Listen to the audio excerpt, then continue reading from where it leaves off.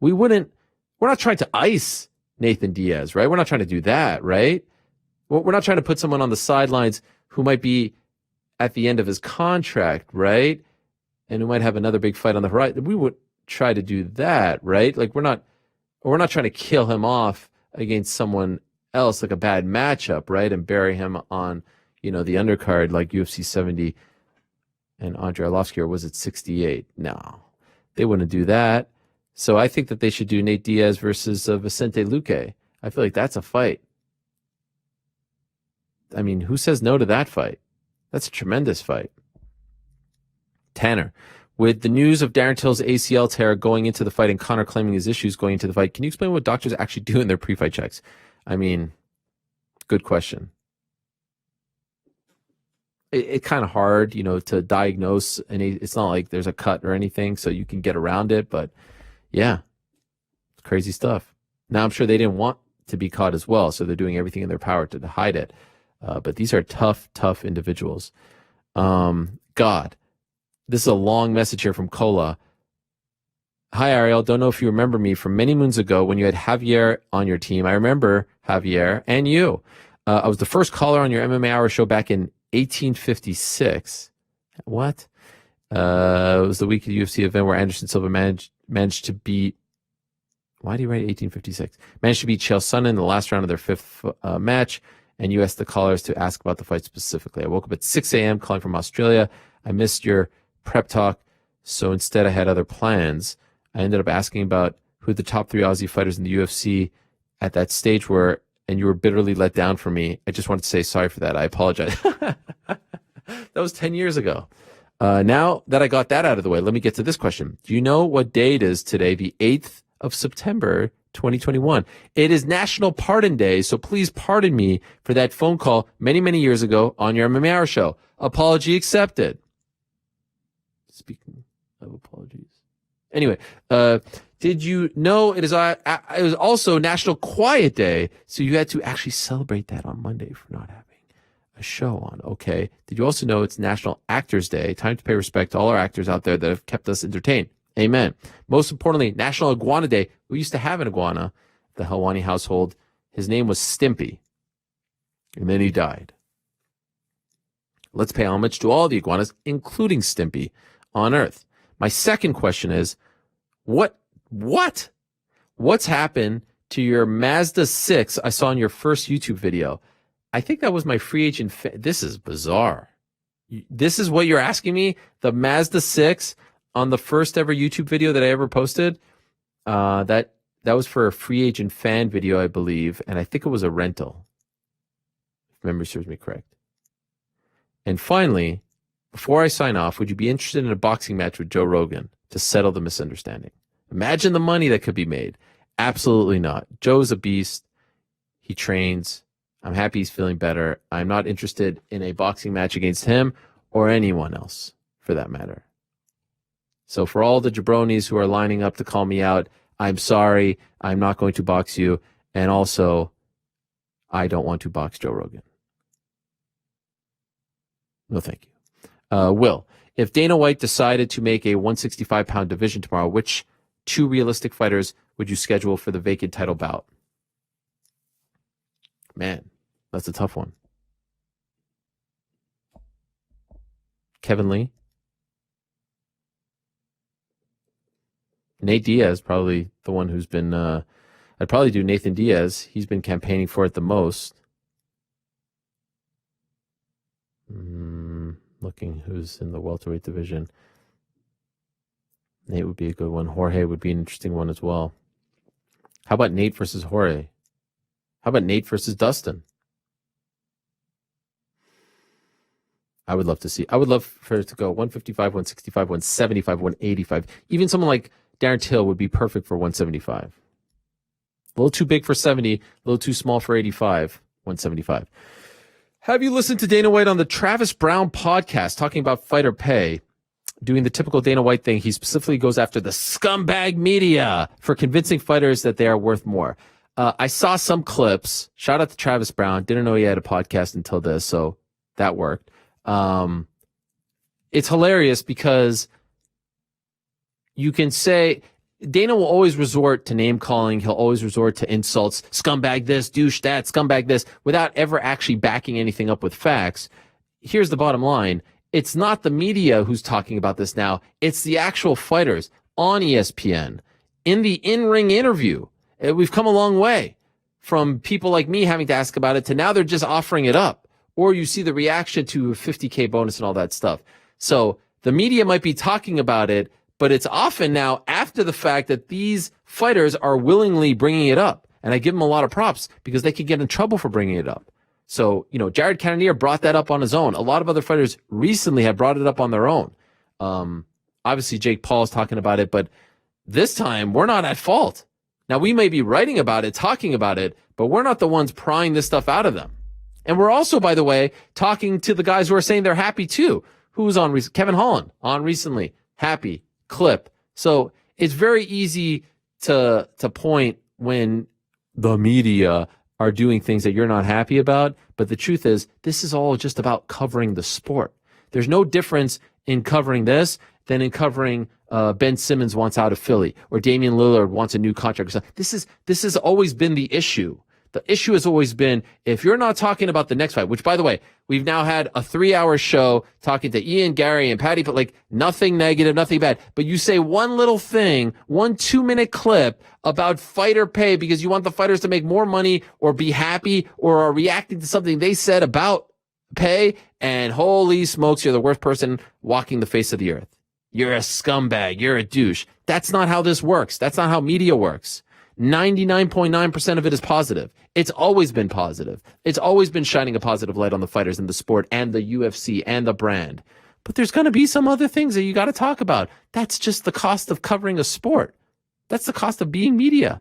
That's the cost of this whole thing that we're doing. It happens in the NBA, the NFL. Cam Newton gets cut and this and that and salary cap. And that's just sports. It's not personal. It's sports.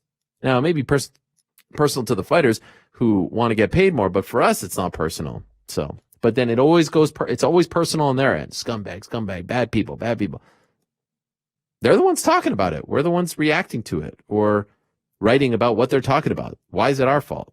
Easy to blame us. Not our fault. As a proud Canadian, this is from Jake. Do you love Tim Hortons? Yes, I do. If so, favorite item? Coffee's great. Timbits. From Simon. Any idea when we'll see Crone Gracie fighting again? Yeah, that's been a weird one. Haven't heard much from Crone. Hard guy to reach. I'll look into it. Much love from Australia, from Marty. Are you still playing around with the Twitter Spaces thing? They were a good crack up between prelims on a main card. And main card? On a main card? No, I'm not doing Twitter Spaces. I'm doing Spotify Green Room. Check it out. Friday and Saturday. We're back on Friday. P.S.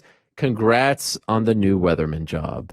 And so there it is. There's the first entry. What an interesting, thank you. I appreciate that. Thank you very much for the congratulations. I don't get that one. And so I know a lot of you now want to hear my take on, Brendan's segment about me yesterday, I think it was. And yes, of course I saw it. I don't play the certain type of game that he plays where he pretends like he doesn't see things and then he's like, oh, I don't run my social media. Oh, I didn't see this. Oh, I heard this. No, we know you run your social media. We know you see everything. We know that you're aware of everything and are just kind of playing it up, and that's fine. I guess it's a good gimmick. I don't get the Weatherman thing. I honestly don't. In fact, that was the first time I heard about it. Is it an insult? Does it mean like we're sometimes right, sometimes wrong? It would be somewhat ironic considering the source, sometimes right, sometimes wrong. I like to pride myself on being always right. So I don't get that one. And obviously that's not what I'm mad about because I didn't bring that up yesterday and I'm not even mad. And so I'll go back to the previous point that I made at the top of the show. I knew he was never going to apologize. I know that wasn't even a sincere apology that I got on text. It's because I tweeted about it on a Wednesday, several days later, and there was a code word in there about a Reddit page that love him dearly. And then only afterwards, 12 hours later, did I get the quote unquote apology. And then I said, all right, are you going to do this publicly? Because you said some lies about me publicly, so it seems like the natural place. Of course I knew he wasn't going to come back and be as sincere as he was on this text on camera. He can't do that. And so the funniest thing about the whole thing is I'm watching this segment. He doesn't even bring it up. His boy Brian brings it up, who continues to say, Ariel's so sensitive, Ariel's so sensitive, Ariel's so sensitive, Ariel's so sensitive. Newsflash for Brian, who I've never met before other than the time that he's been on this podcast. What makes you think I'm so sensitive? Is it because I'm annoyed that for the past like 5-6 years, you guys keep saying these lies about me and I've never even responded once? Let me ask you this, because he kept saying on the show, we're in different lanes. Almost like he's above. He's in a different lane. He's doing other things, right? He's a comedian. He's a podcaster. He's got all these shows. He's doing great. Let me ask you this, for those that watch both shows. How many times have you heard me talk about his show, him, on this show, or any other show that I've ever done? The ESPN shows, DC, Chael, MMA Hour. How many times have you heard me react to anything that has ever been said on this show from his show? How many times have you heard me talk about the state of his career? How many times have you heard me say, oh, I saw something on that show. Let me talk about this on my show. How many times? I'm going to guess 0. I'm going to say, to be fair, maybe once. I think wholeheartedly 0. Now, let me ask you, how many times does he talk about me? How many times has he reacted to something that's going on in my life? My job situation, right? The behind the scenes. Let me tell you how it really is behind the scenes. Who cares more about who in this equation? For someone who wants to come out and say that he doesn't care about me and doesn't pay attention to me and has nothing to do with me and I'm a byproduct of some drone strike, I have no idea. What the hell is he talking about? Is he mad at someone? Because then come out and say it. If you want to be a shooter from the hip, then come out and say it. I'm a byproduct. I don't know what the F you're talking about, but I know that you like to talk about me a lot. You like to talk about my career, my comings and goings, behind the scenes, who likes me, who doesn't like me, who wants to work with me, who doesn't want to work with me.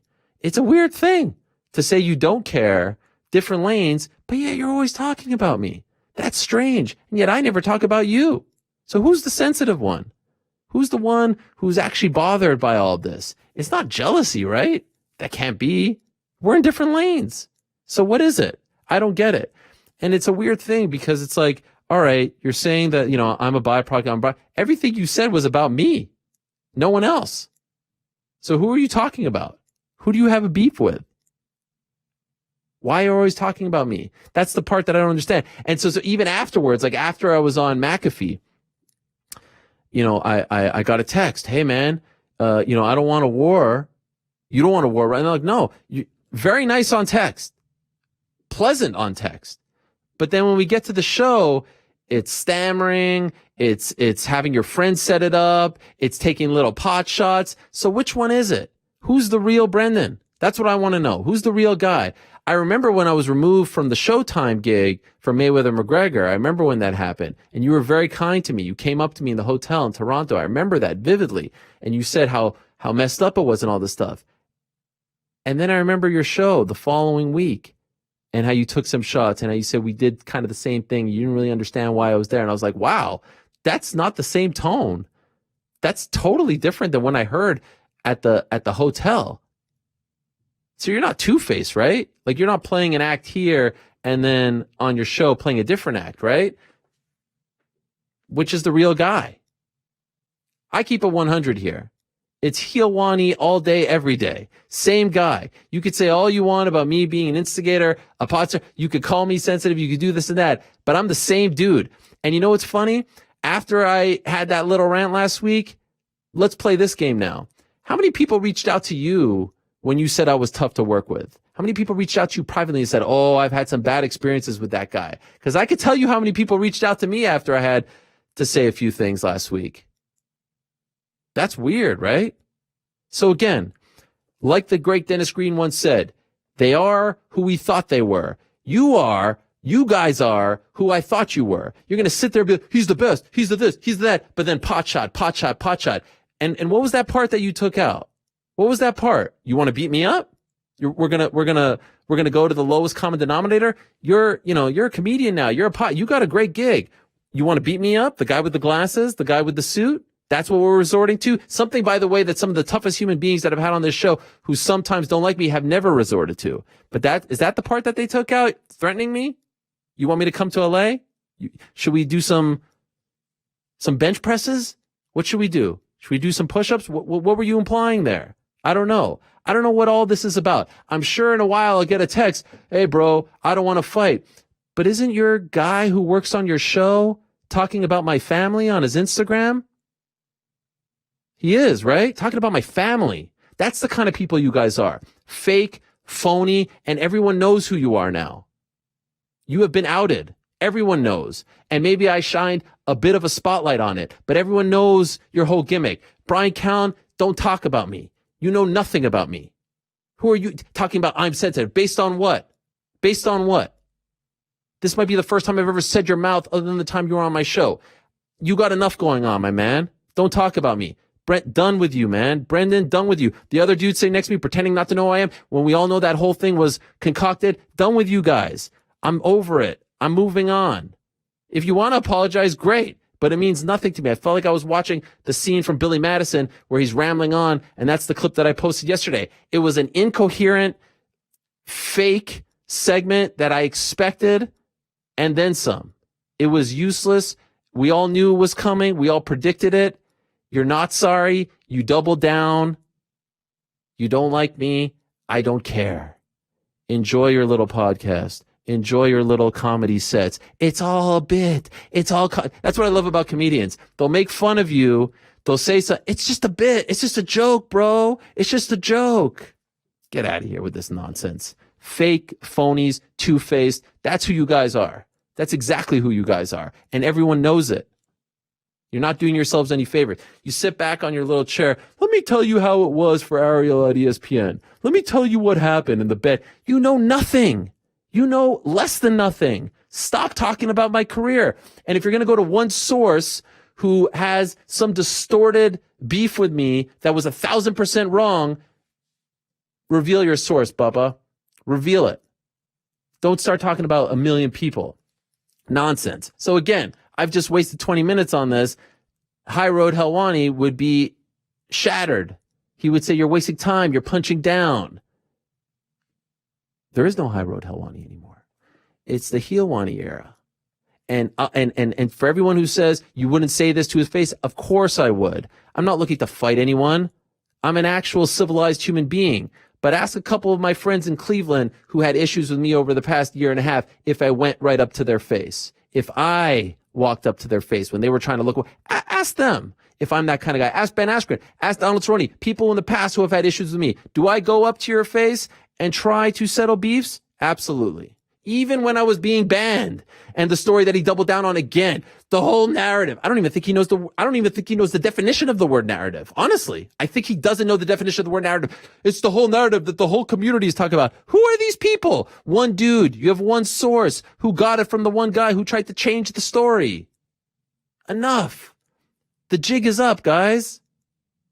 Phony, fake, two-face. You could keep doubling down, triple down, quadruple down. I'm not worried about it. You're not going to hurt me. You tried to hurt me going into the Jake Paul fight. It's good. I'm here, independent, on a little island, all by myself. I'm Gucci, man.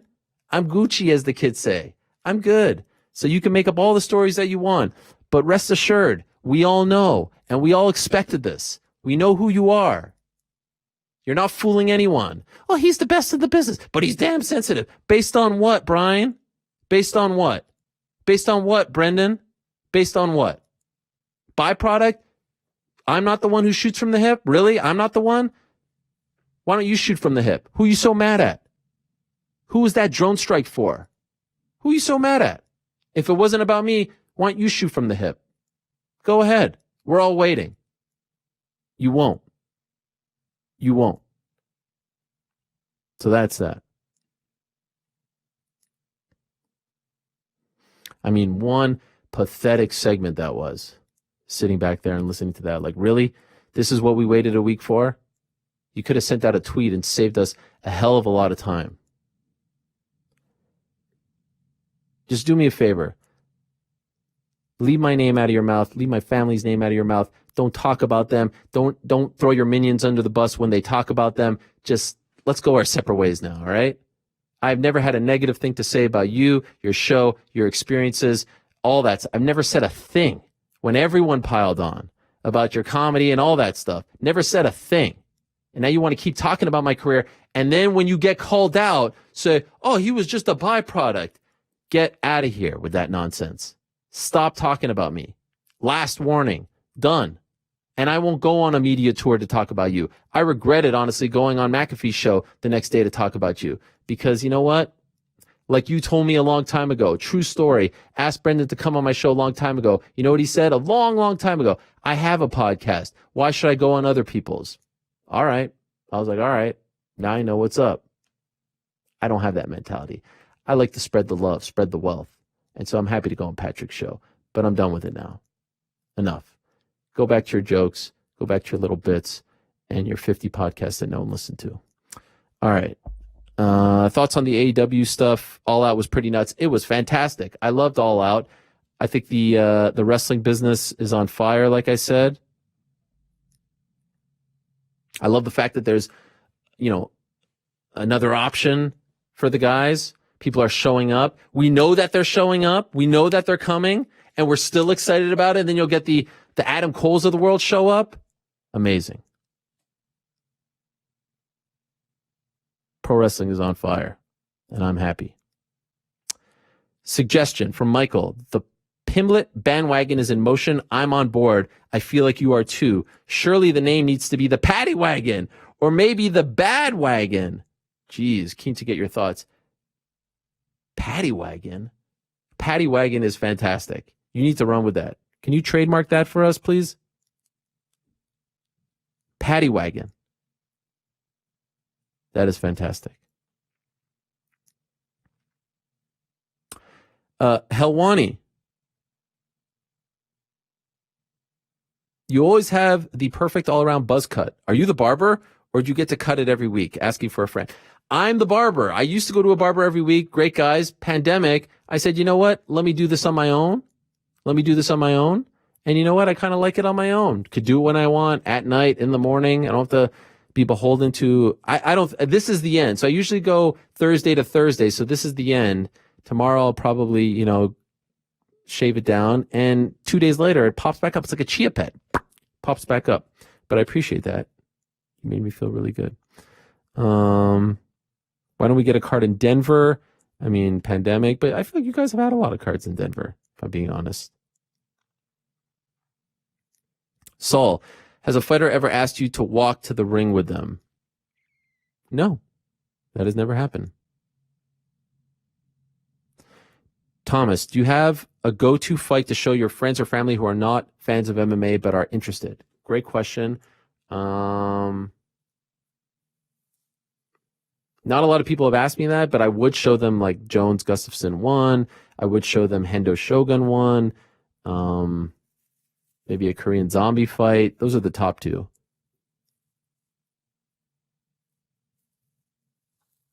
When is the MMA beat coming back? Stay tuned. When is the next UFC event you'll be covering in person? I don't know. 3-pack on the ground? Stay tuned. Do you have a favorite fighter? My first favorite fighter growing up was David Loiseau. He's from Montreal, went to school nearby. And that was the first. But, once I got into it, of course, there's guys that you like. There's guys that you have an affinity for, a connection with. But I try not to root for fighters because I don't think that is, that is my job. Okay, just a couple more. Better UFC debut, Paddy or Conor?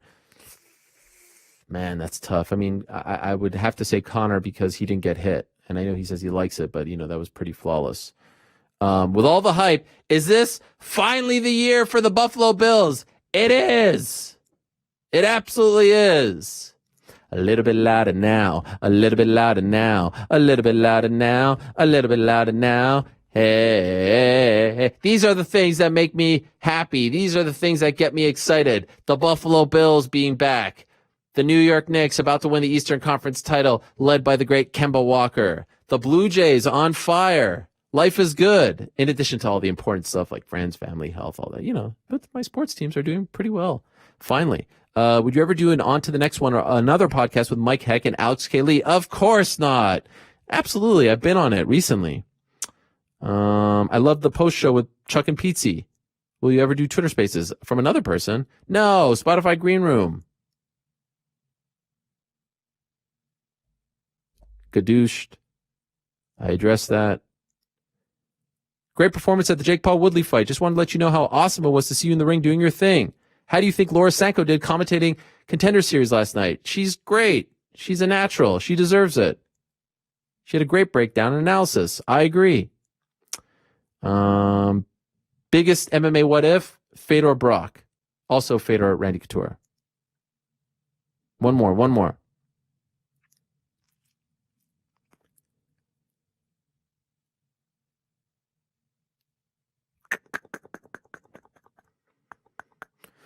I read that one. How many fights until Paddy gets a ranked opponent?